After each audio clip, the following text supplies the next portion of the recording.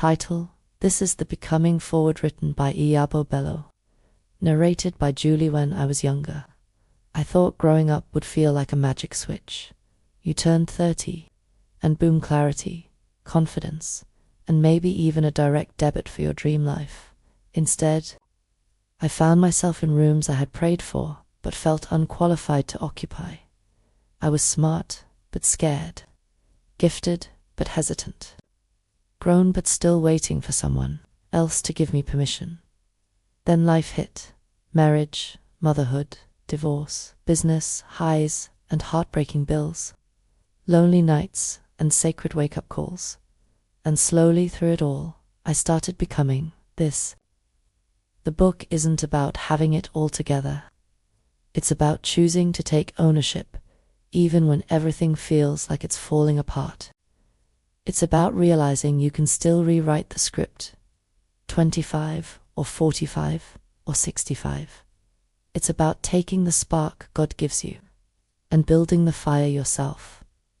I wrote this for the woman who's tired of asking for space and ready to take it. For the man who is quietly holding it down for everyone while silently unraveling. For the girl inside of us who still whispers, I thought it would feel different by now. This is your reminder. You are not behind. You are not broken. You are becoming. Wherever you are on your journey, welcome. This book is for you. Let's grow gracefully and on purpose, with love and honesty. Iyabo Bello, October 12, 2024, sitting on my gamer's chair, with my daughter whispering beside me. Dedication to every woman who thought she was too late, to every man carrying quiet burdens, to the bold, the broken, the rebuilding, and to my daughter, whose eyes remind me every day that I am still becoming the woman I want her to believe in.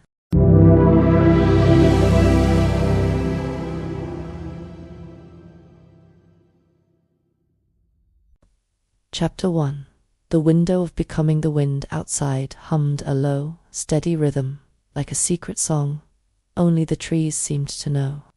11-year-old Iyabo sat on her bed in the cramped room she shared with her sister, knees pulled tight to her chest, the cool glass of the window pressed faintly against her forehead as she gazed out, watching the trees sway with the wind, leaves dancing like tiny flames in the dusk.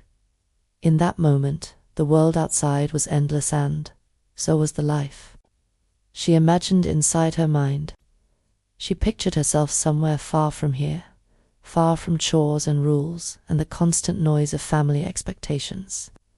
A penthouse flat overlooking a shimmering city skyline, heels clicking confidently on marble floors, running her own empire. She imagined freedom, real freedom, the kind that came with being grown. Being an adult, in her daydream, meant power.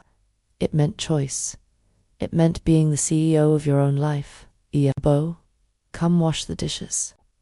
The sharp voice of her mother cut through her daydream, dragging her back to the reality of worn plates and soap suds. She sighed deeply, a sound heavy with frustration and longing. The vision disappeared like mist at sunrise.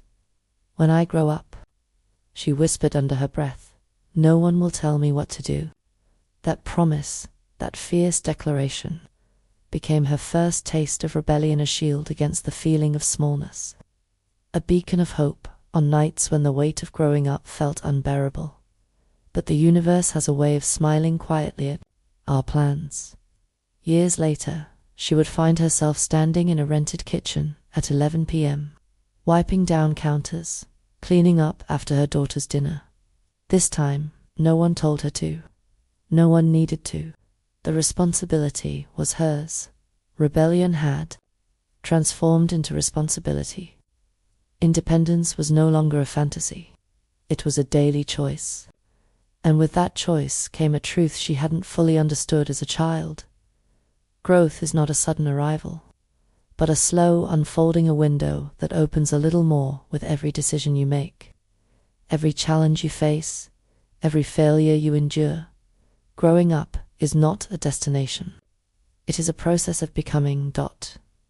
It means learning to embrace the messiness of life, the bills that pile up, the love that demands patience, the sacrifices no one warns you about.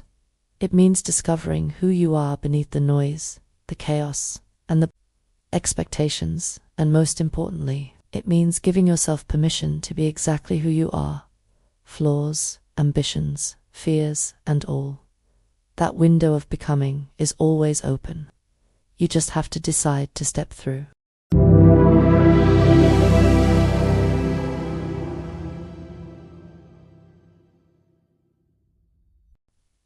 Chapter 2. Fireworks and False Starts. When her husband relocated abroad, it felt like an overdue rebirth. 11 years of negotiation on dreams, on finances, on roles were suddenly replaced with silence. At first, silence felt like luxury. For the first time in over a decade, the air in the house didn't carry expectations. There were no questions about what was for dinner, no sighs over another Amazon delivery, no commentary on her dreams, her budget, or her business that was still finding its wings. She rediscovered herself in small ways. Late-night journaling, spontaneous dance parties with her daughter, mornings that weren't rushed by anyone else's schedule. There were moments she felt like the version of herself she used to dream about, independent, untethered, and in control. She could finally breathe. But then came the boiler, and the bills, and the relentless hum of adulthood that never skipped a beat. The washing machine broke down in the same week her daughter's school asked for another PTA volunteer. Her car needed servicing, and groceries were strawberries. So expensive now. Google Calendar wasn't just her planner anymore, it was her assistant, her therapist, her accountability partner. Life became a series of alarms and reminders. Rent, school fees, project deadlines. She was the only name on every bill, every decision, every what next. The silence that once felt like freedom now echoed like responsibility. It dawned on her freedom isn't the absence of pressure. It's the presence of ownership, because no one was coming to rescue her. Not a husband, not a parent, not a sponsor, and certainly not a lucky break.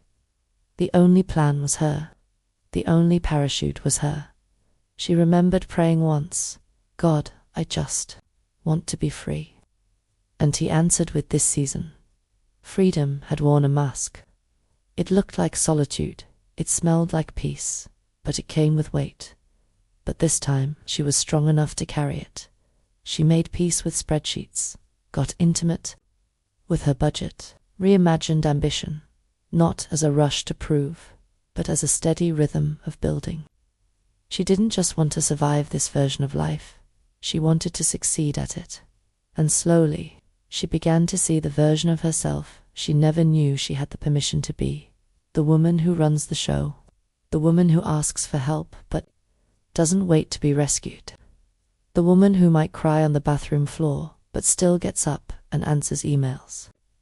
The woman who makes tough choices and still believes in soft living. Freedom didn't mean no rules. It meant she now writes her own. She learned that not every ending is tragic. Sometimes it's a handoff, a divine redirection, a quiet push into becoming. She thought her life had fallen apart. It hadn't. It had just fallen into her hands.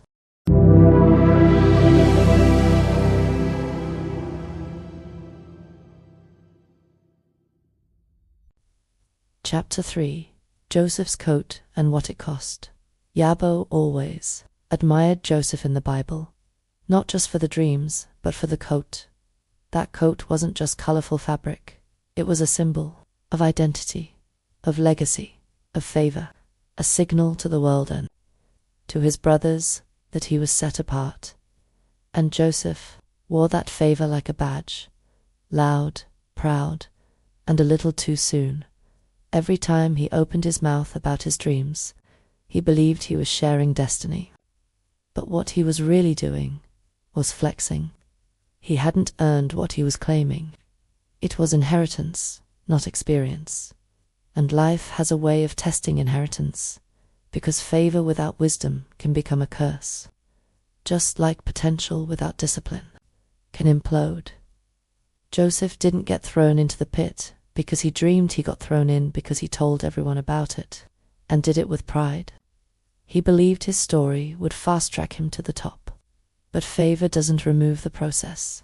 Destiny still demands development, and that development came in the form of betrayal.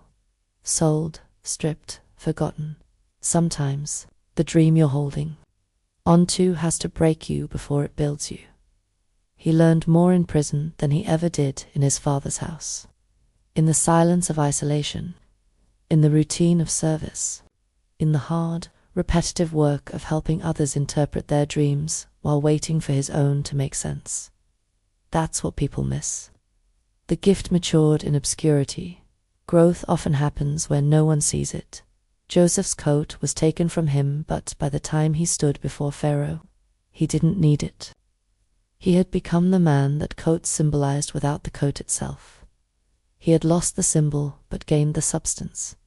Because real power doesn't need a performance, and true leadership doesn't come from favor, it comes from formation. When he interpreted Pharaoh's dream, he didn't do it for applause. He did it with strategy, with wisdom, with clarity. He spoke like someone who had lived the valley, like someone who knew what it was to wait, to serve, to be humbled.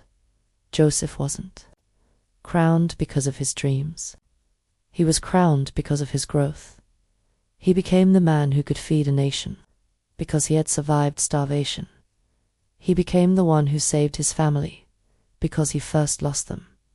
He became the leader he was, meant to be, not because he was chosen, but because he chose to keep becoming.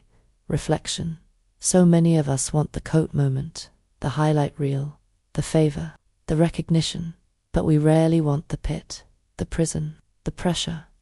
We forget that growth doesn't happen in public. It happens in hidden places, in the bills you pay when no one sees, in the tears you wipe alone, in the courage it takes to start over. Sometimes God removes the coat so you can grow into the crown. This chapter isn't just about Joseph, it's about you. What's your coat? What are you clinging to that you think defines you? What prison season are you in right now that's preparing you for leadership? Let it shape you. Favor might get you noticed, but character will keep you standing.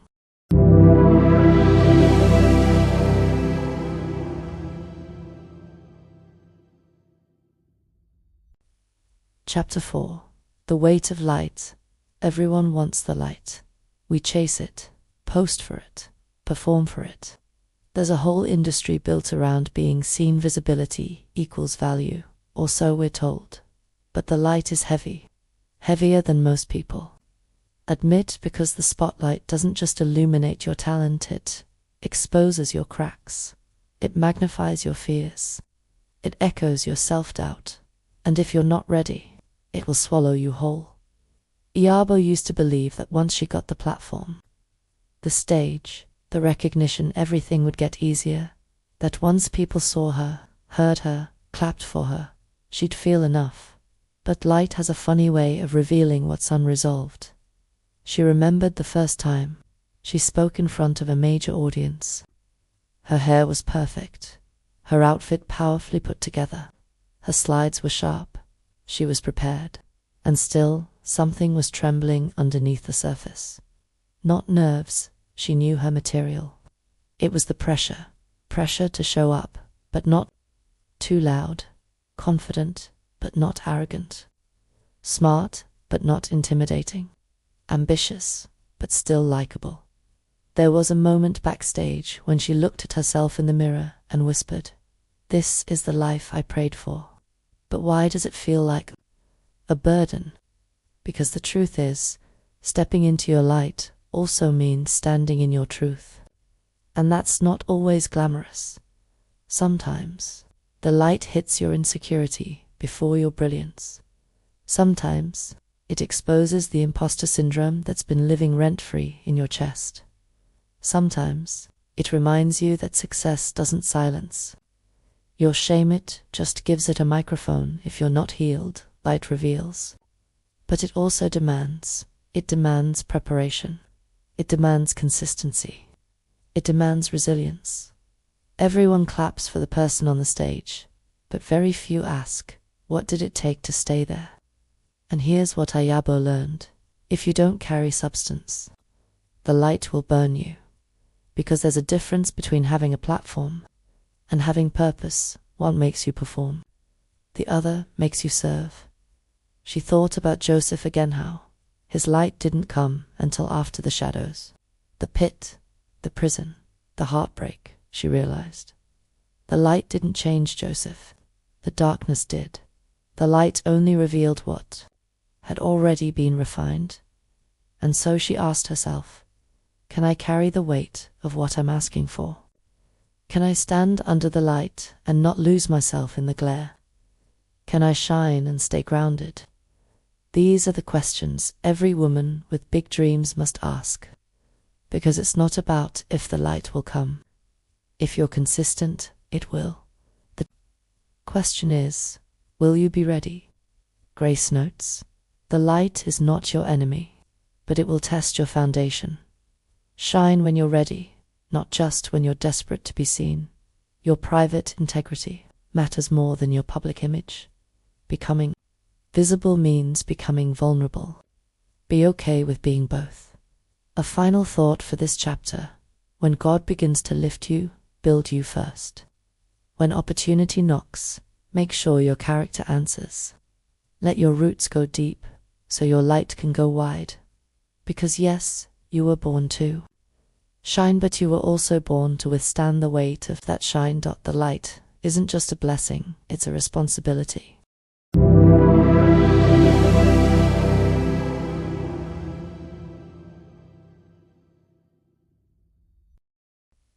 Chapter 5.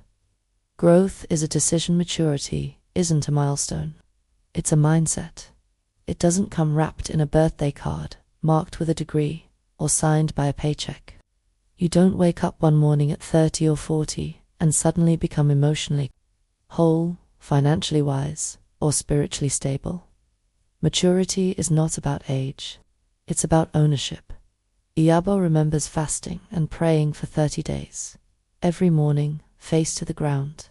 Every night, journaling and weeping and whispering, God, just show me the next step. And God did. But it wasn't what she expected. There was no billboard moment, no dramatic miracle, no angel in white robes descending with instructions. Just a quiet nudge in her spirit. Start with what you have. And what she had didn't feel like much. A spark, not a blaze. And that's when she realized growth is not about what you're given. It's about what you build with it. She had to learn to show up before she felt ready. No fanfare, no hype squad, no one clapping. Just her goals, and a quiet decision to stop waiting for permission to become who she already was. She started setting her alarm earlier, not because it was trendy, but because purpose won't meet you in your comfort zone. She started budgeting not because she suddenly became rich, but because financial clarity was part of her healing. She started saying no, not to be harsh, but to stop bleeding energy on things that didn't feed her future. This is what real growth looks like. Saying no to the version of you that made excuses. Rebuilding your life brick by brick without applause. Looking yourself in the mirror and deciding that healing, progress, and peace are worth the cost. Growth is not always aesthetic. Sometimes it's ugly, messy, inconvenient. It's telling yourself, we don't do that anymore. It's deleting numbers, canceling subscriptions, choosing discipline when chaos feels more familiar. It's understanding that you might not be where you want to be yet, but you're definitely not who you used to be, and that matters. Iyabo didn't grow because time passed. She grew because she refused to stay the same. And that shift, it didn't come from a TED Talk or a conference stage. It came in the mundane, in the Monday mornings, in the ignored text messages from people, she had outgrown in the quiet nights, budgeting while her daughter snored beside her. She was no longer asking the world to give her what she hadn't earned. She wasn't waiting for someone to rescue her. She was building her ladder, step by step, flame by flame. Grace notes: growth is hard, but so is regret. Choose your heart. God will give you a spark, but you build the fire. Becoming grown isn't about pretending you have it all together. It's deciding to get better anyway. Don't wait for clarity to take responsibility. Clarity often comes from movement. A final thought for this chapter: maturity isn't the arrival, it's the decision to become. Every time you get up, show up, and keep going when it would be easier to quit, you are growing, not loudly, but deeply. And one day, you'll look back and realize you didn't just pray for growth, you chose it.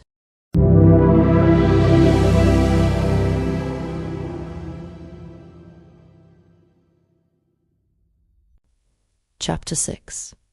When life doesn't clap for youth, walls were damp. The air was heavy with a silence that had learned to live inside Joseph. He no longer reached for the light. He became it. At first, prison was suffocating. Now, it was refining. He had stopped replaying the betrayal of his brothers, the echo of coins exchanged for bloodline. He stopped trying to make sense of injustice.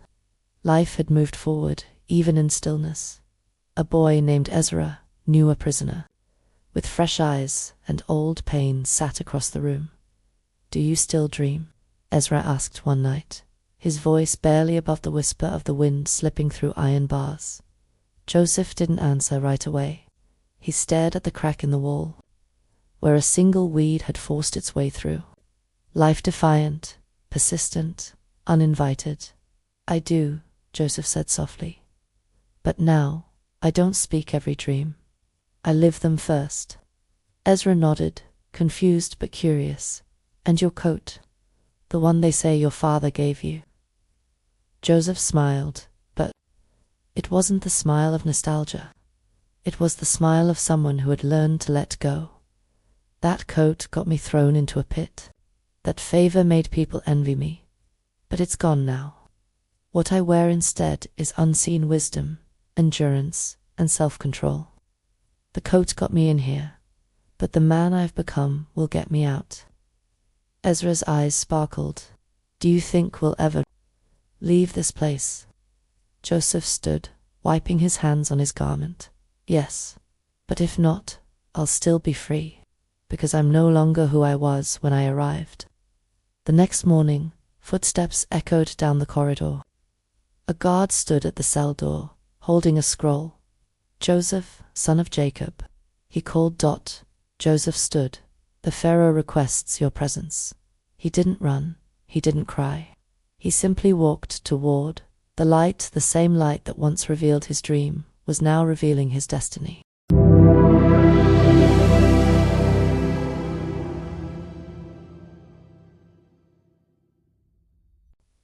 Chapter 7. The shift from "help me" to "I got my Iyabo" stirred her soup slowly, the steam warming her face. Her daughter danced barefoot in the living room, a swirl of innocence and possibility. The house was small, the kitchen half-tiled, but in that moment it felt like a palace. She had once believed making it would look like magazine features, viral reels, product launches, champagne moments. Instead, it looked like quiet consistency, waking up early to write emails, packing lunchboxes while answering client DMs, crying in the shower so her daughter wouldn't see her pain, clapping for herself in rooms where no one even noticed she entered. She used to scroll Instagram and feel like she was behind, like everyone else had found themselves and she was still becoming. But one day she paused and whispered, "You don't find yourself, girl. You build her, brick by brick. No blueprint, no investors. Just God, grit, and the audacity to keep showing up." Her business hadn't gone viral, but she had gone inward and healed. Her brand hadn't raised millions, but but she had raised a daughter with joy in her eyes and strength in her spine. Her content didn't always trend, but her character did. And in a world obsessed with optics, that was everything. Success started to look different. It looked like setting boundaries, not burning out. It looked like deleting toxic numbers and blocking access. It looked like cooking dinner while on Zoom with an investor and not apologizing for either role. She was no longer seeking applause. She was tracking impact. This is what legacy looks like, she thought, as her daughter twirled again, and in that sacred space between soup and pirouettes, she realized the empire she once tried to build online was now being built in her daughter's eyes. Grace notes, becoming her won't be found in a retreat or a quote. It'll be found in the daily, often invisible acts of rising when you could fall. Build her gently, but build her boldly. She is your responsibility. One day, your small life will become someone else's blueprint for survival.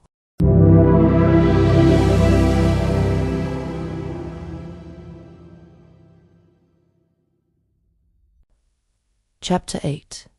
Gracefully ambitious growing up isn't a scam. It's a privilege to rewrite generational patterns, to become what you needed, to protect your peace without explaining it, to dream audaciously and execute relentlessly. Adulthood doesn't come with a guidebook, but if it did, somewhere between pay your bills and drink water, it would say, you're allowed to want more. You're allowed to go get it. For so long, Iyabo believed she had to choose between being kind and being powerful. That softness meant weakness. That ambition had to look ruthless. That leadership had to come with sharp elbows and louder voices. But then she grew into a new truth. You can be soft enough to cry, smart enough to lead, ambitious enough to disrupt, humble enough to learn. She no longer dimmed her brilliance to make others comfortable. She no longer over-explained her no. She no longer asked if she was qualified. She just walked into rooms and became it. She built her days like a business plan. Time blocked her priorities, respected her rest like revenue, and made peace with the fact that grace is not weakness, it's a power move.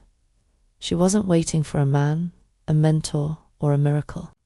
She was the miracle, and when she finally stopped asking for permission to be great, her life responded in kind. Modern grace, Grace Beverly once said, you can be soft and strong, ambitious and gentle, strategic and kind. Iyabo didn't just quote that, she lived it. She built a business, raised a child, processed trauma, showed up with excellence, and still found time to laugh at memes, eat jollof rice on Sundays, and put on her skincare at night with hope in her eyes. This is what gracefully ambitious looks like. Wearing your hustle with elegance, walking into rooms without shrinking, growing your wealth and your wellness at the same time, choosing wholeness over hustle, boundaries over burnout, vision over validation. She wasn't chasing hustle culture, she was chasing alignment, and that's when she became unstoppable. Epilogue. This is the becoming to the women at crossroads, to the men tired of carrying it, all to the dreamers who feel behind. You are not late. You are not lost. You are becoming. No one handed you a script, but you kept showing up. No one clapped when you set boundaries, but you did it anyway. No one saw the silent battles you fought in bathrooms, bedrooms, buses, but you survived every one of them, and that counts. It all counts. Experience is your teacher. Ownership is your power. Obedience to your purpose is your next breakthrough. You don't owe the world a polished version of yourself. You owe yourself permission to grow. So take the pressure off. Put the power back on. Adulthood isn't a scam. It's the greatest stage you'll ever stand on. It's where you become your own hero, your own provider, your own safe space. You don't need to be perfect to start. You just need to start anyway. So step into the light with messy hair and a ready heart, with shaky hands and bold vision, with grace in your stride and fire in your eyes. You're ready now. This isn't the end. This is the becoming.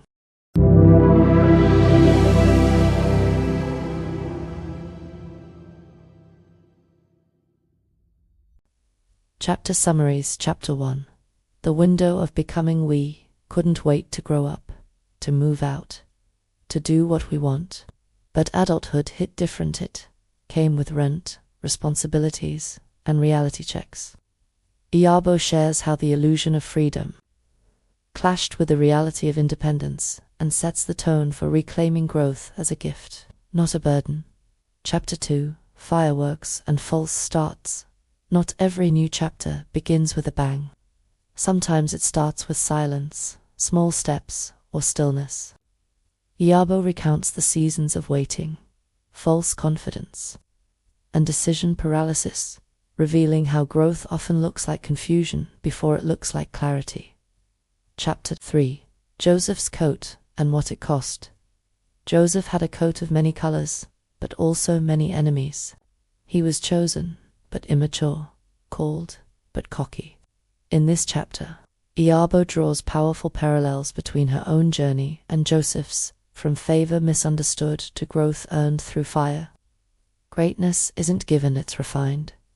Chapter 4. The weight of light. Everyone wants the spotlight till they feel its heat. Iyabo explores the pressure of visibility, leadership, and people-pleasing. She breaks down how she once dimmed her light to stay likable and how she finally decided to shine with intention, not apology. Chapter 5. Growth is a decision. Maturity isn't measured by age, it's a choice. Iyabo shares the turning point, where she stopped outsourcing responsibility and started owning her outcomes. From fasting for clarity to waking up early and rewriting her life script, this is where things shift. Chapter 6. When life doesn't clap for you, what do you do when no one cheers? When you're grinding quietly, parenting solo, or trying to build a dream that doesn't pay yet. This chapter honors the silent seasons when faith, not feedback, keeps you moving. Because growth happens even when no one is watching. Chapter 7. The shift from help me to I got me. Iyabo opens up about being overly dependent on others, waiting for validation, for rescue, until she realized she was the one she had been waiting for. This chapter is about financial literacy, emotional strength, and stepping into your own CEO energy. Chapter 8. Gracefully ambitious. You can want more and be content. Be soft and strategic. In this chapter, Iyabo breaks down what it means to be gracefully ambitious. Inspired by voices like Grace, Beverly, she reflects on setting boundaries, asking for help, and chasing goals on her terms. Epilogue. This is the becoming. The final message is for anyone who feels behind or broken. Iyabo reminds us that the journey isn't linear, but it is yours. You are not lost. You are not too late. You are becoming. And adulthood, with all its ups and mess, is the biggest stage you'll ever stand on. Peace.